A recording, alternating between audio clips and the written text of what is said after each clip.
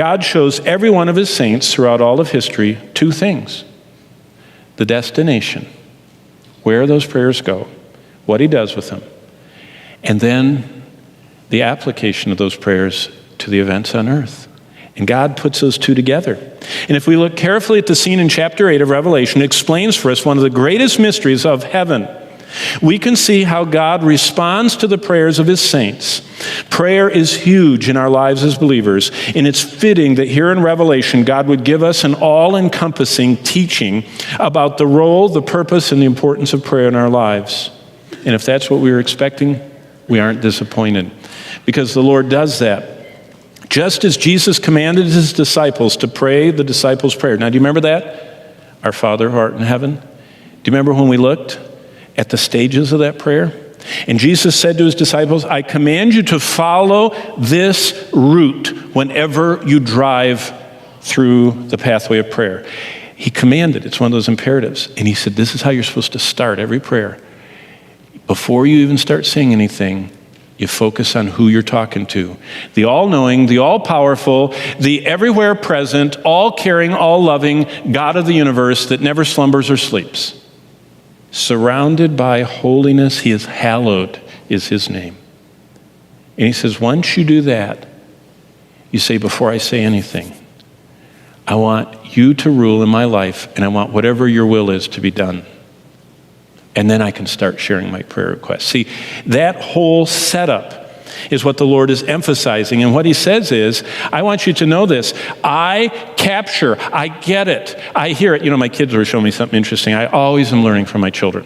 They're constantly enlightening Bonnie and I as old timers.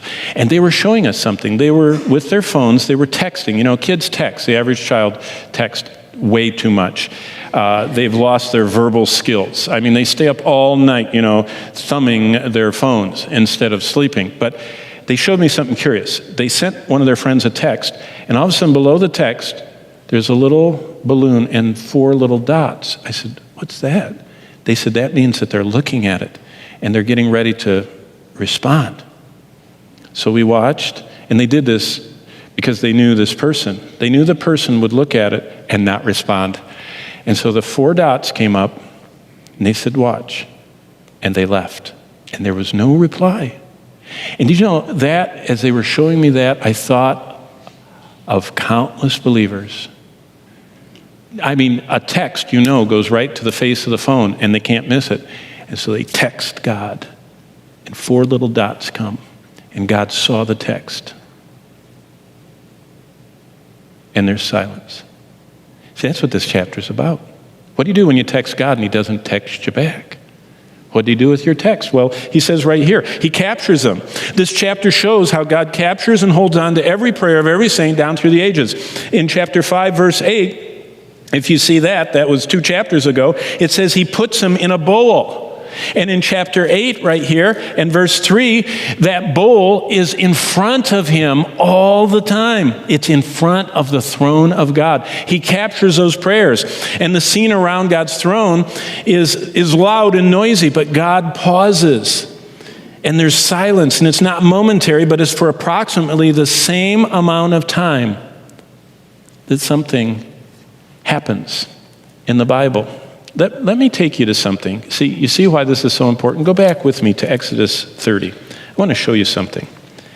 You can read, and I do read, and I have hundreds, I actually have thousands of books, and I read dozens on this passage. I read what everyone that ever printed anything about, that I have in my 4,500 books, that said anything about this chapter. And you know what was fascinating? They all are going on, and finally one said, well, if you go back to Exodus 30, you'll figure it out. And so I went back to Exodus 30. Look at Exodus 30 with me, because all of a sudden, if you don't understand Exodus 30, you don't understand what altar is in heaven.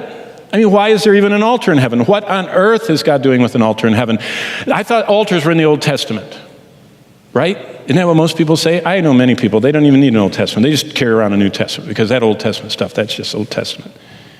Well, God is still operating on Old Testament stuff. Did you know that? Because he doesn't change. And if it was true and unchangeable, immutable truth, it's still true today, and it's not going to change in the future. And so what he shows us is, way back in Exodus 30, he had this little altar. In fact, I'll show you a little picture of it. There are a lot of chapters. In fact, there are 25 chapters describing this stuff that's on the screen. It takes 2 chapters to describe the creation of the entire cosmos and 25 chapters to describe the tent.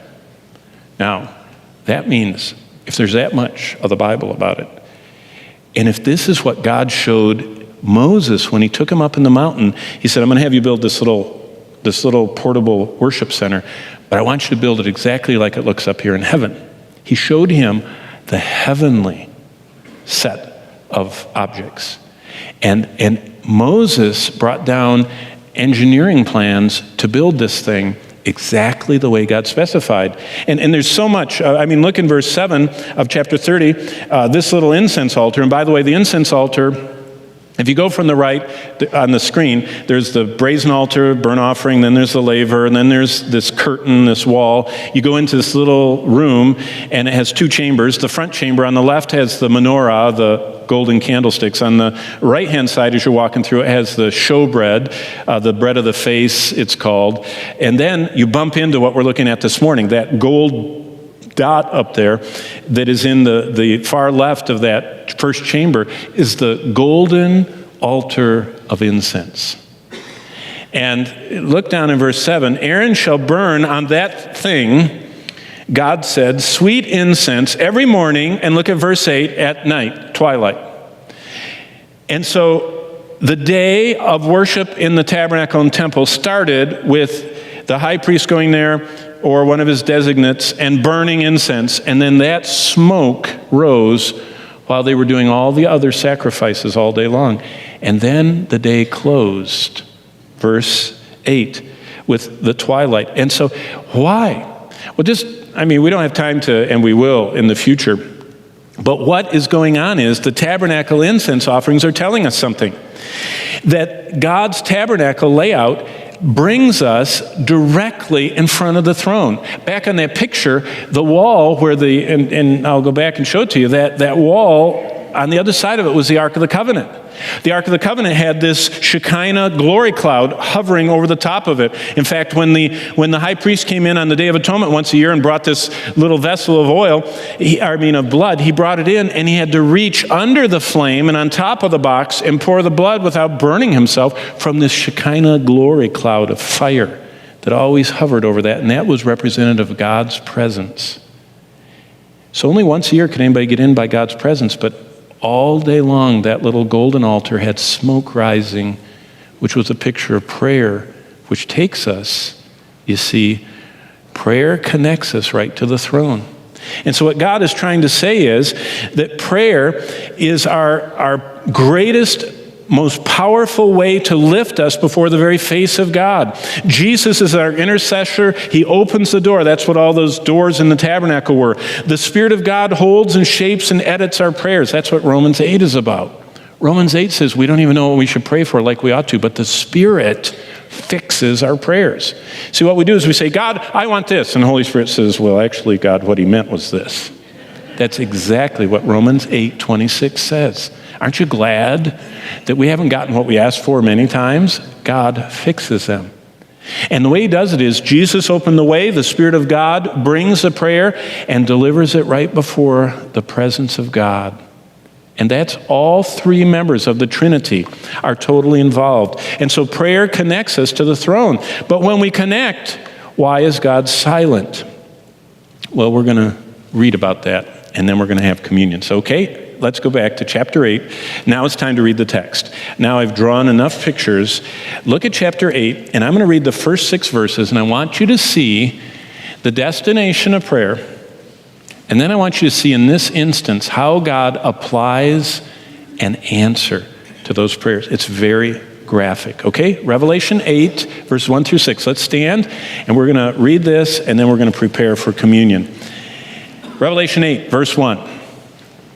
When he opened the 7th seal, there was silence in heaven for about half an hour.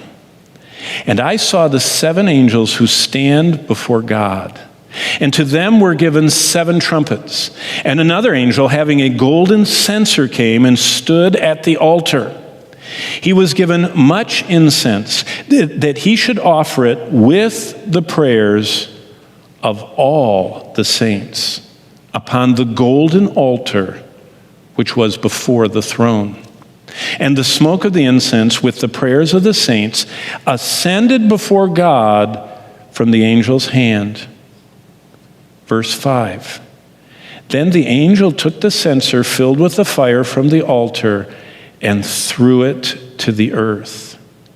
And there were noises, thunderings, lightnings, and an earthquake.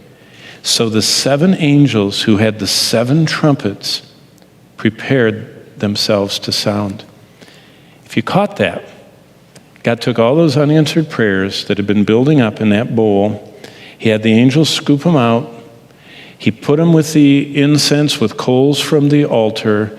And as they flamed into smoke, as the flames caused the incense to burst forth into smoke, the angel walks to the edge and he throws it on the earth. And what the Lord is illustrating is he's answering centuries, thousands of years of prayers. And those trumpets, there's 7 of them, each one, and we'll see this when we come back, each one are a specific answer to what God's saints have cried for justice, for God to intervene. He does. And what's neat is everyone gets to see the answers to their prayers because we're all there. And we'll all finally connect the dots. And we'll see God doing what we ask him to do.